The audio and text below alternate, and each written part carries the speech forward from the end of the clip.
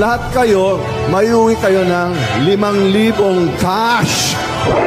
You'll also receive a check worth 200,000 pesos.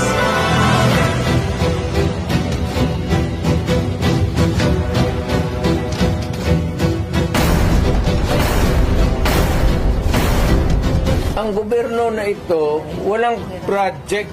Saan ang pera namin? PhilHealth, 89 billion. Ang naiwan, 29 billion na lang. Ang Maharlika Fund, ang target nila sa 250 billion. Kinuna nila ang GSIS ng 62.5 billion. Yan, pera rin ng mga taga-gobyerno yang empleyado.